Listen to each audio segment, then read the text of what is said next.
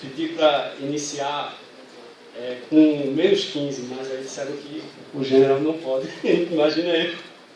Então, bem, inicialmente eu queria agradecer, né, a presença de todos e o apoio. Né, estar aqui é uma honra, né, vendo um grupo tão bom e trazer aqui para o Recife, isso é uma honra. Né, como estudante, professor local, eu me sinto honrado de estar aqui diante desse momento ímpar. Né? Então, o objetivo da gente hoje é falar um pouquinho sobre a importância militar de Recife por terra, ar e mar. Não ficaria bem se não houvesse uma palestra nesse nível aqui, já que a importância dessa cidade ela tem sido, ao longo da história, um destaque. Então, é muito importante para nós aqui entender o quanto isso é grato para quem estuda história, né? Principalmente sobre a Segunda Guerra Mundial. Bem, num contexto maior, eu já queria iniciar aqui com uma pergunta. Quem é que conhece esse monumento? Levante o braço, por favor. Quem é que sabe o que ele representa? Alguns. Vamos lá, mas vamos deixar ele um pouquinho mais para frente. Certo? Então, o principal objetivo nosso, hoje, eu vou ficar feito... me atrapalhando aqui na passagem. Bem, a gente vê o Estado, o nosso Estado, num sentido geral, eu gosto de falar em duas frases. Mark Bloch, ele vai dizer que a história é a ciência do homem e seu tempo. Eu gosto muito dessa frase, porque vai dar uma ideia exatamente do que a gente vai pensar hoje. E outra frase, esse já de um outro personagem, ele vai dizer que a história ela se repete. Né? Então cabe também a frase aqui, a palavra do general, o nosso comandante militar ontem, que falou que da perspectiva hoje como importância estratégica aqui do Nordeste brasileiro. Recife é uma cidade muito rica historicamente falando. E isso é muito importante, mas ao mesmo tempo existem alguns períodos da história que são pouco explorados. E isso nos dá até uma certa tristeza, porque a gente acredita que esse período que compreendeu o envolvimento do Recife na Segunda Guerra Mundial, ele poderia ser mais explorado. Então, quando a gente percebe que existem muitos professores, e eu vi isso isso me chamou a atenção, vamos assim colocar, quando o professor de História disse, exceto por alguns submarinos que estiveram em nosso litoral, o povo brasileiro não percebeu a Segunda Guerra Mundial. Isso foi para mim como um tiro no peito. Né? Saber o envolvimento é obrigação de qualquer pesquisador, o nível de envolvimento nosso. Certo? Militarmente falando, o Recife sempre foi estratégico, ele esteve envolvido em todos os conflitos, desde a sua criação lá como colônia até os dias atuais. Então, passando pela invasão holandesa e as revoltas do século XVIII, inclusive no século XIX. A gente vai perceber em 1930, Recife sendo ativo com João Pessoa sendo morto aqui na Rua Nova, em 1935 a Iquetona comunista, e quando eclode a Segunda Guerra Mundial, Recife também, inicialmente, a gente tinha aqui, acontecendo aqui, o terceiro encontro eucarístico e os alto-falantes, para quem ainda não é daqui, a gente tem aqui o Parque 13 de Maio, ele foi criado para o encontro eucarístico. E lá, pelos alto-falantes, se ouvia que a Alemanha tinha invadido a Polônia. Então, foi o primeiro sinal, guardado as devidas proporções, aí seria algo como escutar uma programação ao vivo, né? Porque a ideia de que era uma guerra distante, uma guerra que não se aproximava, era uma guerra europeia, essa era a proposta. Né? Nesse sentido, a gente vai encontrar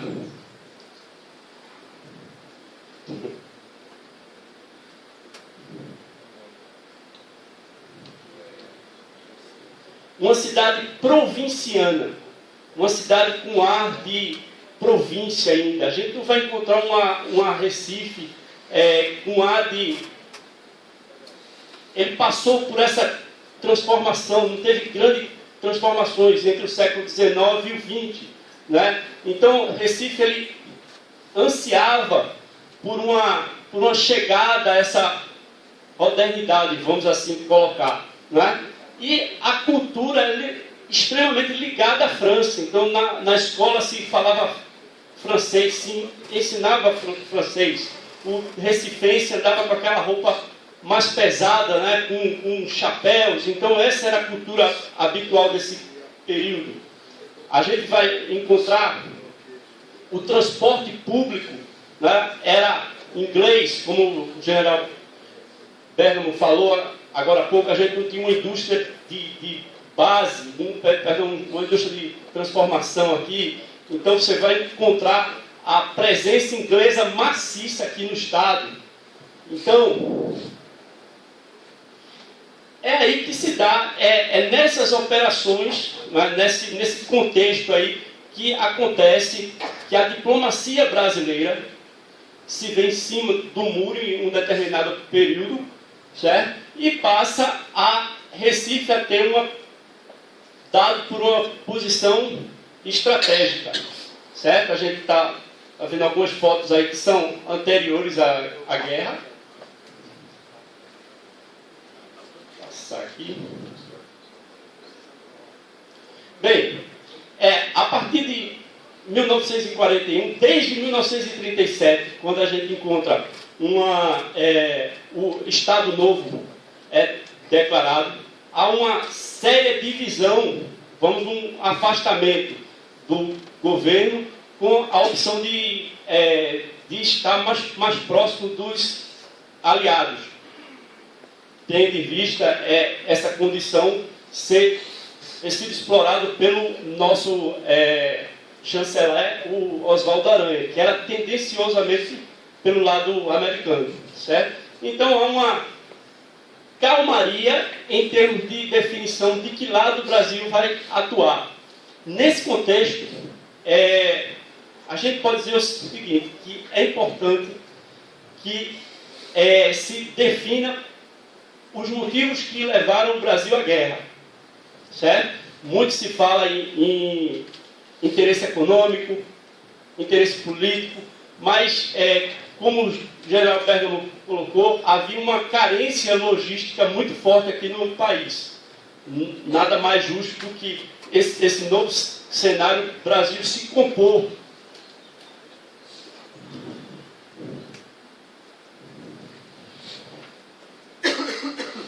Aí o Brasil, gradativamente, ele deixa de ser neutro para ser um não beligerante. Ele vai decidindo gradativamente qual é o lado que ele vai atuar, certo? E isso é importante porque quando se define para o Brasil em que lado ele vai estar, a Inglaterra, a Alemanha, ele automaticamente ele já sabe que o Brasil não vai optar pelo eixo. E começa a fazer ações, a atuar com ações em toda a região do Atlântico. Inicialmente, fora da linha de cabotagem, ou seja, fora da área de transporte. E aí vem o real motivo por que o Brasil entrou na guerra, certo? Independente de qualquer coisa, de qualquer ato político ou diplomático, o Brasil veio para a guerra por uma pressão popular em agosto de 1942, certo? Então aqui são fotos do naufrágio. Então você pensa, Recife com o principal porto, um dos principais portos do Recife, do país, e você tem Sergipe chegando lá a partir do dia 15 e 16 de agosto de 1942, aqueles corpos do ataque do U-507, certo? Entre os dias 15 e 17 de agosto de 1942, e os náufragos chegando constantemente. Bem, aqui, essa senhora aqui, uma criança à época, mas uma senhora viva, ela é carioca, não é? Ela se salvou porque colocaram ela em cima de uma caixa de leite da Nestlé, um fardo, né? E inclusive o leite Nestlé, a gente estava até comentando que pagou psicólogo para ela e tudo, né? Mas você vê, esses corpos eles chegavam todo instante no litoral, e isso fez com que, no dia 22 de agosto de 1942, o Brasil optasse por ser um país beligerante contra as nações do eixo. Isso antes de 1942, o americano ele vem para o país, o serviço de inteligência americano, ele vem para o Recife, a gente tem dados sobre isso, para pesquisar, antes do Brasil se decidir qual lado que ele vai tomar, ele vem para o país para fazer uma pesquisa sobre as defesas do país, certo? Então a gente tem registros de adidos militares da US Navy aqui em Recife, fazendo toda a pesquisa sobre a chegada e a saída de navios no cais. É importante que se fale isso, porque, guardadas as devidas proporções, o americano ele sempre soube que lado ia atuar. Em nenhum momento, não é o caso do Brasil, ele sempre atuou em favor da Inglaterra. E para isso ele sabia que um ponto estratégico nosso uma vulnerabilidade da América seria os portos do Nordeste. Alguém conhece o quebra-quebra? Um fato histórico que aconteceu aqui em Recife? Isso se dá Rostam Paraíso, um escritor local, ele vai dizer o seguinte, que quando chega a notícia do afundamento, a população ele se revolta. Isso sai em todos os estados, acontece revolta contra o afundamento. E se atacava lojas e departamentos, empresas de pessoas que fossem ou descendentes ou os próprios alemães ou italianos. Então Rostam Paraíso vai dizer que viu pessoalmente um ato desse na Rua da Soledade ali, para quem conhece aqui em Recife, fica a Fratelli Vita, que era uma fábrica aqui muito importante aqui de refrigerante, que era de origem italiana. Então o povo, uma turba enfurecido ali, quebrando tudo. E detalhe, com o aval do governo, o governador, o Agamenon Magalhães, ele vai dizer: prefiro errar com o povo a acertar sem ele. Então o povo pegava, roubava não, né? Depredava e trazia óculos, máquinas de escrever e fazia aquela pilha que era para vender, para reerguer a marinha mercante. Então, muito interessante esse fato, e ficou conhecido esse fato como o dia do quebra-quebra. Né? Isso aconteceu em várias regiões do país. E o Brasil começa, a partir desse momento, a fazer cessão de bases no Nordeste do Brasil. Principalmente, Recife passa a ser... se fala muito em Natal, obviamente, pela importância de Natal, mas a gente tem que pensar que Recife foi a base da 4ª Frota Naval. Essa 4ª Frota Naval desempenhava todas as ações de patrulhamento marítimo e aéreo que ia entre o Canal do Panamá ao extremo sul das Américas. Tudo isso era a área de atuação da 4ª Frota Naval. A gente tem, inclusive, aqui um historiador, o Manuel, ele faz uma pesquisa, a área de estudo dele é sobre a criação da 4ª Frota Naval. Ele até se deu algumas fotos aqui da dissertação dele, para que a gente enriqueça aqui. Então, o que é que acontece? Mas Recife passa a ser estratégico do ponto de vista militar, por quê? Mas Recife não tem praticamente nada, como já foi dito aqui. A logística era quase zero. E a gente tinha que desenvolver essas atividades aqui. E umas atividades aérea, marítima e por terra. Aí a gente vai passar por cada uma dessas aqui. Aqui, antes da guerra, esse campo do Ibura era o nosso clube aéreo, nosso clube aqui que é no Pina hoje, que está para sair de lá, que deu espaço para a criação do Ibura Field, que era um campo de aviação que posteriormente passa a ser Aeroporto Internacional dos Guararapes. Certo? Então note que aqui em cima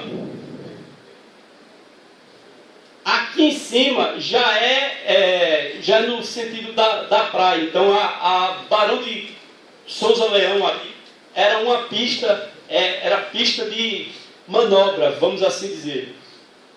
Certo? A gente tem a campina do Ibura, que vai dar origem ao aeroporto internacional, já com a estrutura já de aeroporto, não é? Aí a gente tem as aeronaves já americanas. O tráfego, obviamente, não chega a ser tão intenso quanto o tráfego de Natal, óbvio, mas aqui era importante principalmente para missões de patrulhamento no litoral. Então aqui a instalação já mais completa, certo? E muito avião americano. Defesa aérea marítima.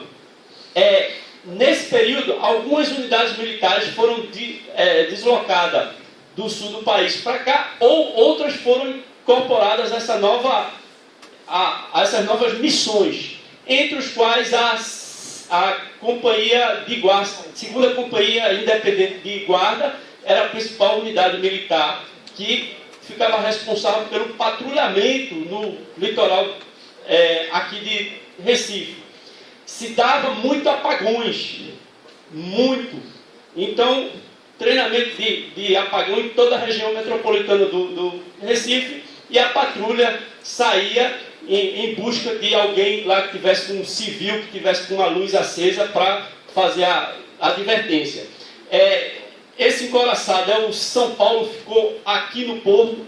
Hitler, a opção dele, quando há a declaração de guerra, Hitler quer bombardear, não atacar, fazer uma barreira, um cinturão de submarinos para atacar o porto, alguns portos dos quais Recife, Salvador, e outros, mas resolve fazer apenas incursões, o que ele chama de livre manobras, né? Então, a partir desse contexto,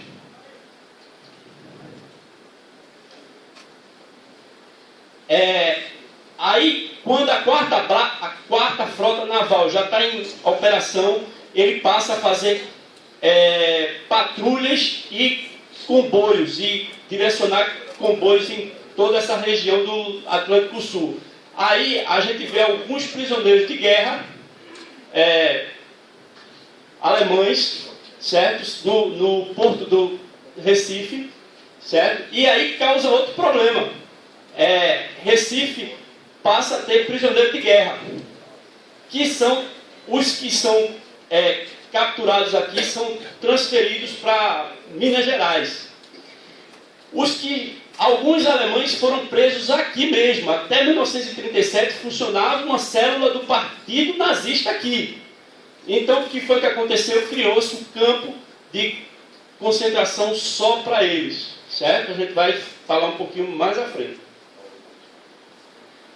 Em Araçoiaba, que era antiga, que era parte integrante da cidade do Paulista, né? Aqui a presença americana, né, era constante no porto. Só um detalhe,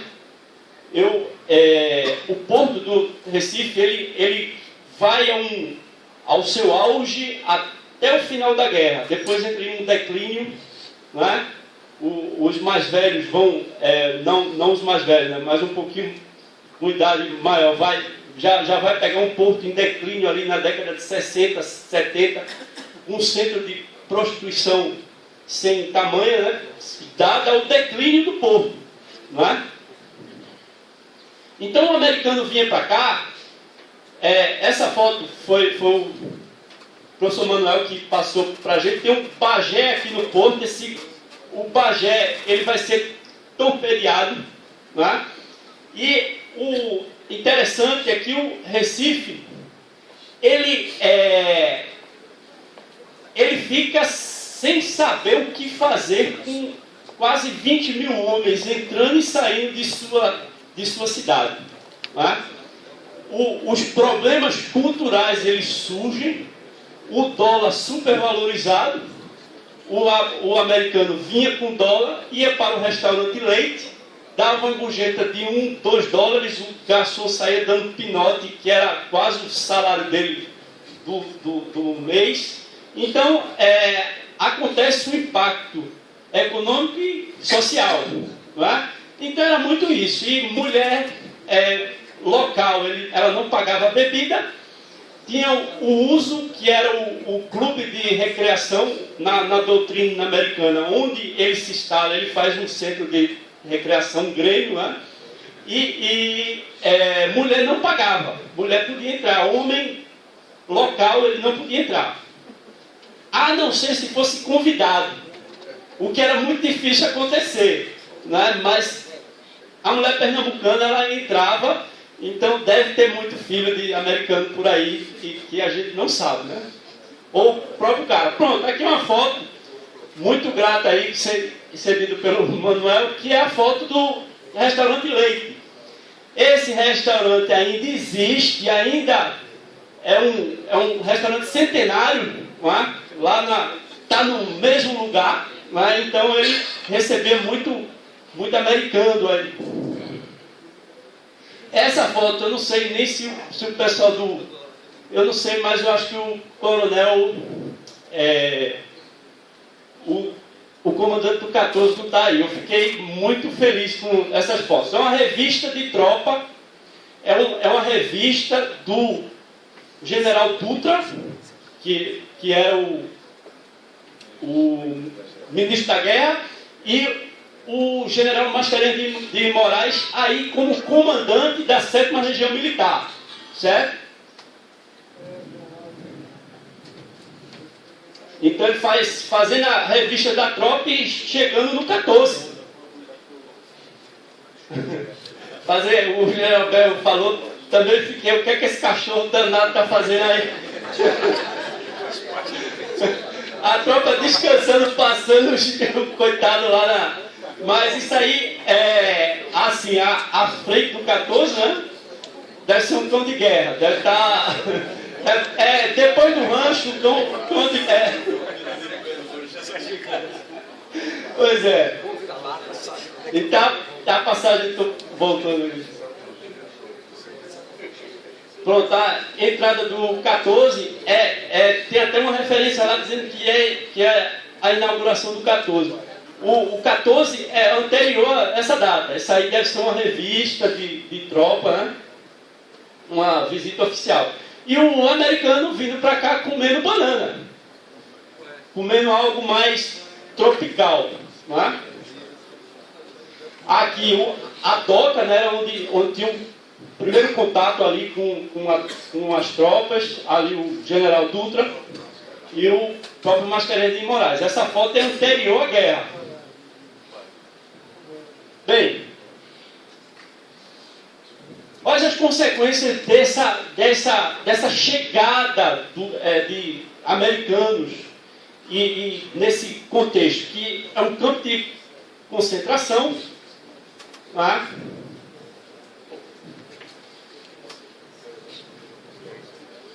que era um enxão de Estevão, né, lá em Paulista, certo? Vítimas que chegavam nesse período do impacto social e cultural. E, como a gente colocou, plenamente para a população. A minha avó, ela disse, sua bisavó passou uma parte da vida dela sustentando a família da gente, lavando roupa para soldados da Segunda Guerra. Quando eu era criança, eu achava aquilo legal. Quando eu estudei pela Primeira e Segunda Guerra, eu achava que a velha estava doida. Porque com a Segunda Guerra lá na Europa, como que ela lavou roupa de soldados, os caras mandavam roupa para ela? Né? Mas não tinha noção de que isso era verdade. Era uma forma da população interagir com o soldado. Bem, aí várias instalações foram sendo estruturados para acatar esse público, para trazer esse público, dos quais o Knox, né, o Hospital Field Knox, né, que é em homenagem a Frank Knox, a Beira-Mar hoje é o Hospital da Marinha, da Aeronáutica. O uso, note que isso aqui, o prédio ainda está lá hoje, né? O prédio hoje, se eu não me engano, funciona no Ministério Público do Estado, e ele foi cedido para o uso, que era esse contexto festivo, certo? A entrada do hospital. E aqui, para encerrar, a gente tem uma das missões principais da 4ª Frota Naval, certo? Que era a caça de submarinos. Aqui um Catalina sobrevoa e faz um ataque registrado a um submarino, certo? E esse submarino foi atacado em novembro de 43 e um único integrante desse U-Boot foi encontrado em um bote. Ele foi encontrado em um bote e veio a ser resgatado e faleceu aqui em Recife, em terra. O governo americano, ele comprou 50 covas rasas no cemitério de Santo Amaro. E aí ele vai fazer o sepultamento desse marinheiro inimigo, certo? E há uma guarda de honra para o inimigo ser sepultado aí, certo? Lembra dessa foto? Então, essa foto se refere ao monumento aos pernambucanos mortos na Segunda Guerra Mundial. Está abandonado lá já faz algum tempo. E a gente fica muito triste porque a gente tem foto da inauguração desse monumento, de 1973, né? E o monumento está, digamos assim, parado, e muitos desses veteranos que estão aqui hoje já não mais estão entre nós. Mas eu queria falar, e o nosso principal objetivo hoje é resgatar a memória deles. Para isso a gente criou o Grupamento Histórico Aspirante Francisco Mega, que visa resgatar memória. E eu queria fechar essa palestra agradecendo Capitão Souza. Por favor, pode ficar de pé. Capitão Souza é o que a gente chama de soldado híbrido. Ele participou da defesa do litoral, em Natal, depois foi para a FEB. Não é? Então ele serviu todo o período da guerra nessas duas funções, além do sargento Rigoberto e do Alberides, que é o nosso presidente da associação da FEB. Por essas pessoas hoje que a gente atua, que a gente trabalha. Não há mérito no nosso trabalho. A única coisa que a gente quer é preservar, porque o meu tempo encerrou, já veio outro, mas eu só vou encerrar com essa frase. Pense numa pessoa que estuda sobre a história romana e ele tiver a oportunidade de conversar com um soldado que defendeu, que lutou na guerra de Jerusalém em 70 depois de Cristo. Poder fazer entrevista com esse cara. Daqui a 100 anos vai ter gente que não vai ter a oportunidade de falar com esses homens. E eles, apesar da idade, eles têm muito para dizer ainda.